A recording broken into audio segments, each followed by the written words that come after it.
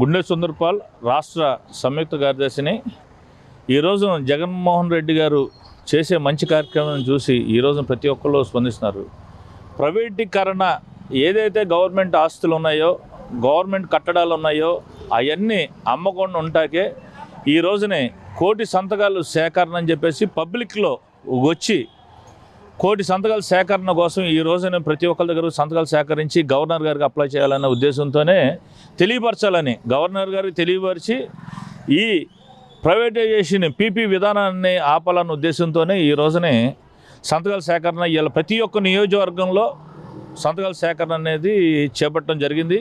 ఇలా ఉదయం నుంచి 32వ డివిజన్లో వైఎస్ఆర్ కాంగ్రెస్ పార్టీ భారీ ఎత్తున ప్రజలు స్వచ్ఛందంగా వచ్చి సంతకాలు చేయించడంలో ఎవరు ఎందుకని అడక్కోకుండా మేము ప్రైవేటైజేషన్ చేస్తున్నాము, చేయట్లేదు, ఆపండి అని చెప్పటాకే ఆఖరికి నేను సంపద సృష్టిస్తానంటే సంపద అంటే ఏదో విధంగా ఏదన్నా కూలి పనికి వెళ్ళి ఏదైనా సంపాదిస్తారు అనుకున్నాం, కానీ ఏదన్నా 10 మందికి ఫ్యాక్టరీలు తెచ్చి ఉద్యోగాలు కల్పించి సంపద సృష్టిస్తారు అనుకున్నాం. కానీ గవర్నమెంట్ ఆస్తులు, కొండలు, జగన్మోహన్ రెడ్డి కట్టిన కాలేజీలు, మెడికల్ కాలేజీలు కానీ అలాగే ఆఖరికి వైజాగ్ బీచ్ గడ్డ అమ్మేసేటట్టు ఉన్నారు.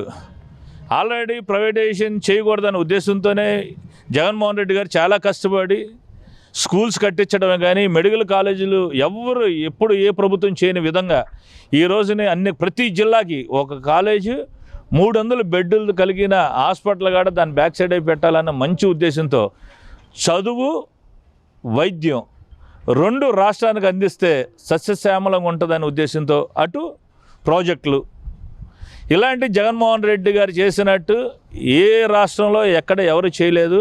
దాన్ని ఓరలేక ఇవాళ కూటమిగా ఏర్పడి ఎవరికాళ్ళు దోచుకోవడం సరిపోతుంది.